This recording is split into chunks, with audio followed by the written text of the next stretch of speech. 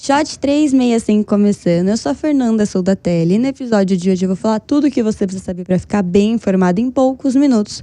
Hoje é uma quarta-feira, dia 10 de setembro, e a gente vai falar aqui 7 tópicos. Vamos fazer aquela recapitulação que a gente sempre faz e aí a gente segue, tá bom?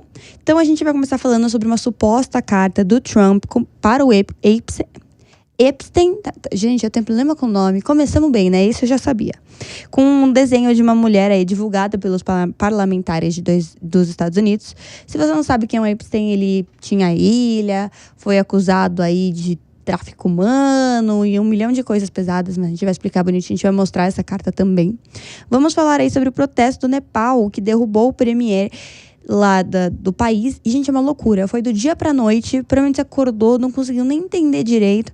A gente vai explicar também. Nosso terceiro tópico é que o peso argentino lidera uma das moedas globais que mais caiu em 2025, com 27% de perda de valor. Vamos falar sobre um corpo encontrado num Tesla, registrado no nome de um cantor nos Estados Unidos. E o pior, o cara tá em turnê. Um babado, mas a gente vai explicar isso também. Partindo aqui para os nossos 3 últimos tópicos, a gente vai falar sobre a crise política na França, após o primeiro-ministro renunciar após a derrota do parlamento, e aí quem entrou no lugar dele. Nosso 6º tópico, a gente vai falar sobre o Moraes, que votou na condenação do Bolsonaro, e os outros 7 por tentativa de golpe, como que tá andando aí esse julgamento no STF. E finalizamos com um assunto um pouquinho mais leve, né? Pra gente seguir também um pouco mais feliz, porque hoje vai ser puxado. A gente vai falar sobre os lançamentos da Apple. Teve Apple Day. Tô criando esse nome aqui. Com certeza na hora eu vou falar o nome certo. Mas falar quais são as novidades, mostrar foto. Então, bora começar. Gente, hoje, sempre falo isso, mas vale muito a pena você me acompanhar em vídeo, tá? Quase todas as nossas matérias são ilustradas hoje, então vai ser bem legal você acompanhar a gente. Mas uma nota, supostamente assinada por Donald Trump e endereçada ao financista Jeffrey Epstein, foi revelada nesta segunda-feira por parlamentares democráticos dos Estados Unidos. A margem, datada de 2003, faz um desenho traz frases enigmáticas trocada entre os dois, além de um desenho de um corpo de uma mulher e a assinatura do até então empresário. O material faz parte de um livro de aniversário criado para comemorar 50 anos de Epstein, condenado por crimes sexuais e morto em 2019. A Casa Branca negou a autenticidade do bilhete e disse que Trump nunca assinou não desenhou e nem assinou a imagem. A divulgação ocorre em meio a uma pressão crescente sobre o governo americano por mais transparência nas investigações do caso Epstein.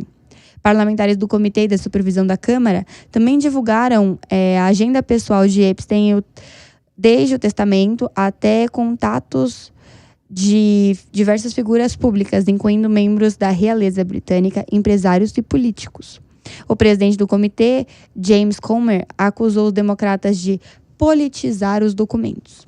Além de Trump, nomes como Bill Clinton, ex-ministro britânico Peter Mandelson e o príncipe Andrew são mencionados no livro. Há relatos de ligações de Epstein com mensagens escritas com um tom de certa intimidade. Trump e Epstein foram próximos nos anos de 1990, mas o ex-presidente alega ter rompido laços com o financista nos anos 2000. Ele move atualmente um processo de 10 bilhões de dólares contra o Wall Street Journal, que revelou o conteúdo dessa nota meses atrás.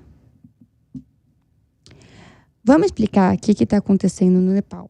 Porque eu acordei, estava uma loucura. Isso foi ontem, no caso, né?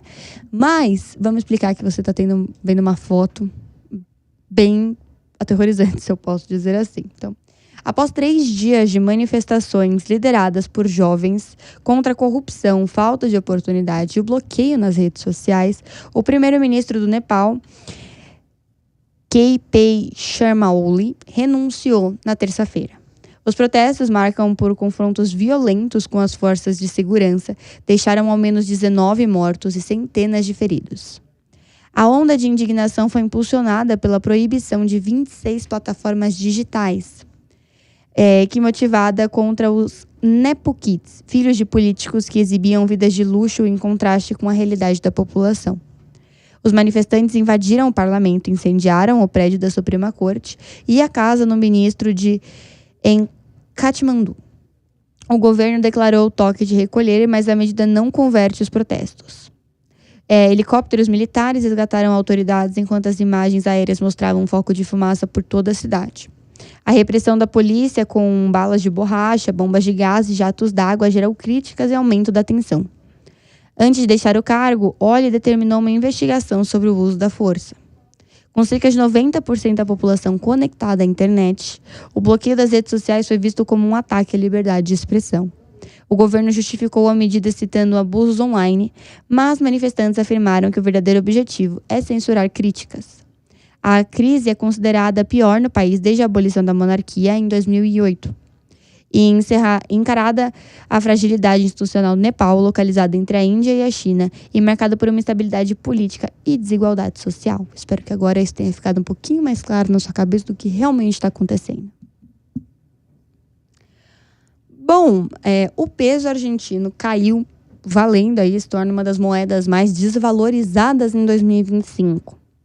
Ele acumulou uma desvalorização de 27,4% em frente ao dólar nesse ano, e é o pior desempenho entre todas as principais moedas do mundo. O número foi divulgado por Einar Ribeiro de Elos Ayata e reflete fatores como a inflação elevada, desconfiança dos investidores e instabilidade política. As mais recentes quedas de 4% ocorreu após Jair Milei perder as eleições legislativas em Buenos Aires, principal província eleitoral do país.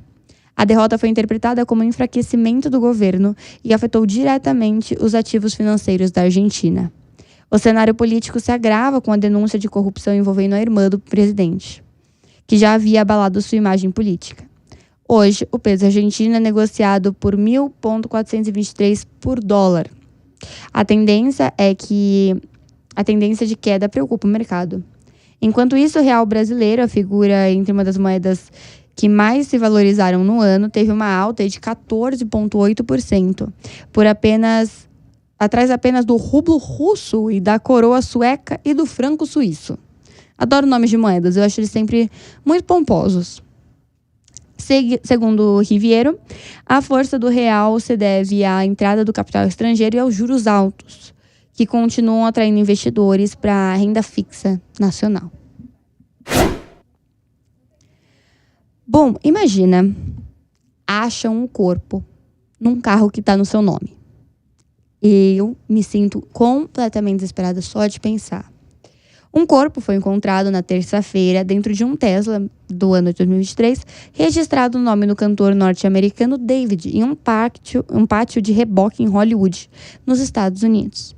Segundo a polícia de Los Angeles, os restos mortais estavam dentro de sacolas plásticas no porta-malas dianteiro e foram descobertos após denúncias de um forte odor vindo do veículo que estava estacionado no local há alguns dias. Ainda não se sabe quem é aquela pessoa e os representantes do artista não se pronunciaram até o momento. O carro, registrado no Texas, foi rebocado anteriormente e estava no pátio aguardando a liberação. O caso está sob investigação. David é o nome artístico de David Anthony Burke, que tem apenas 20 anos e está atualmente em turnê, ou seja, nem no país ele está. Ele apresenta nessa terça-feira em Minneapolis, um show agendado no dia 20 em Los Angeles. No país ele tá, peço perdão. Me precipitei aqui.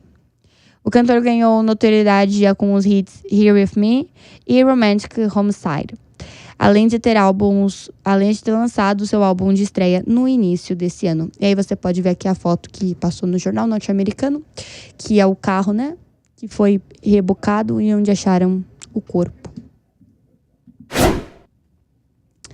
Bom, vamos falar sobre o caos que está na França. Se você me acompanhar aqui em foto, eu tenho duas pessoinhas que eu já vou apresentá-las para vocês, então talvez você já conheça elas.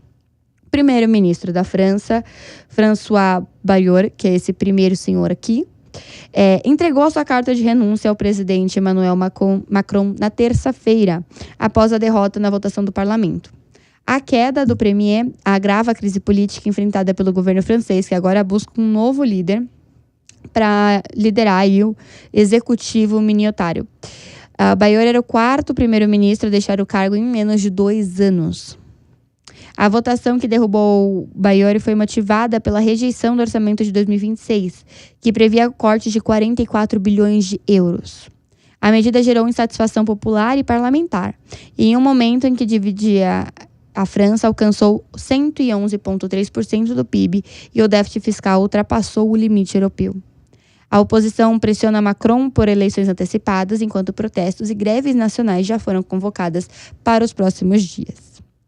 Porém, o Palácio do Élysée confirmou o conservador Sébastien Lecornu, que é esse segundo senhor aqui. Estou segurando ele aqui para você ver, tá vendo? Entendeu? Temos o ex, então, primeiro-ministro e o atual primeiro-ministro.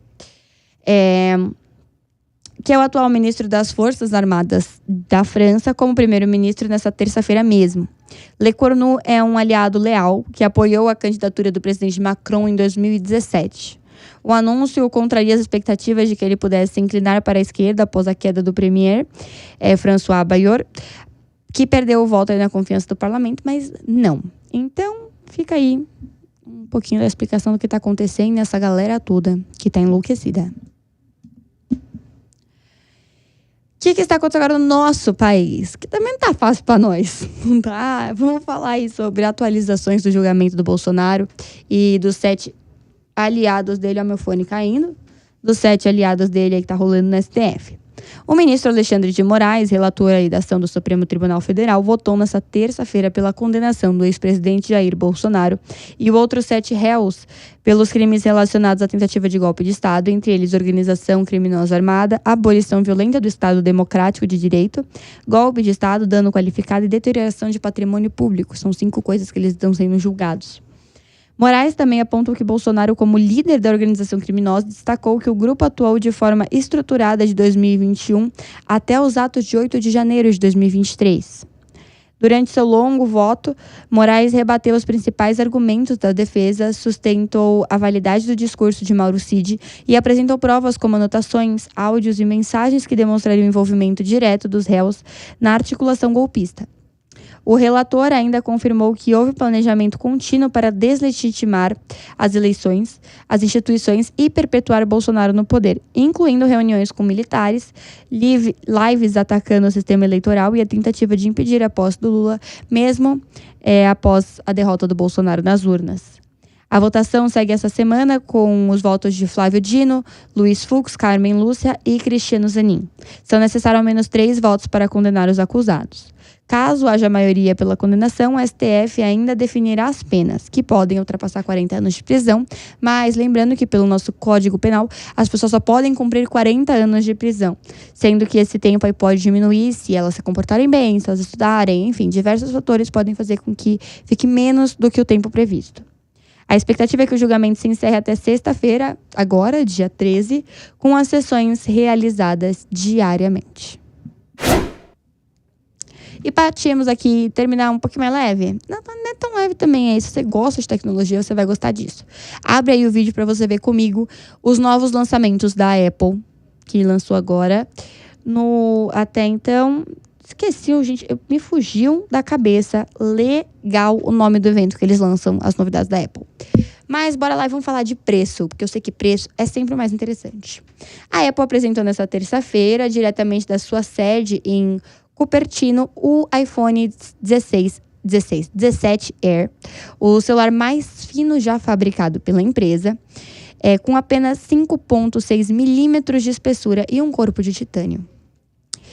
Equipado com o novo chip N1, o modelo é compatível apenas com o eSIM, que já é muito antigo, né, da proposta da Apple, e aposta em uma lente única traseira com funções inteligentes, além de uma câmera frontal e ajusta automaticamente o enquadramento. A empresa também lançou o iPhone 17 com o chip A19 e o iPhone 17 Pro com 3 câmeras e 48MP de um novo formato de horizontal, que é esse daqui. Ele é mais gordinho, eu não consigo pôr a mão nesse, é difícil, perdão. É aquele laranjinha ali, ele tem um corpinho mais diferenciado, se a gente pode dizer assim. Os novos Apple Watch também foram destaques. A série 11 agora traz alertas de pressão alta e notas para a qualidade do sono, enquanto o Ultra 3 tem a maior tela já criada pela empresa, sensores de quedas e comandos de gestos. A linha SE também foi atualizada e segue uma nova versão de entrada. Os preços vão variar aí de $249 a quase $800, dependendo do modelo. A gente ainda não tem esses preços no Brasil, né? Foi hoje, vamos com calma também. E o AirPods Pro 3 ganharam um cancelamento de ruído 4 vezes mais eficientes que a geração anterior, bateria de até 8 horas, sensores de batimentos cardíacos e resistência de suor e água. Agora, como eles vão medir o teu batimento cardíaco pelo teu ouvido, eu não sei. Acho muito complicado essa parte. Além disso, os fones contam com borrachas melhoradas para estabilidade e tradução simultânea. O modelo vai ser vendido aí nos Estados Unidos a partir de $250. E assim, eu encerro o shot de hoje. Espero que você tenha uma ótima quarta-feira. Acompanhe a gente nas redes sociais para não perder nada. É @shot365_. Eu sou a Fernanda Sotelli, mais uma vez, caso você tenha esquecido. E nos vemos amanhã. Até lá!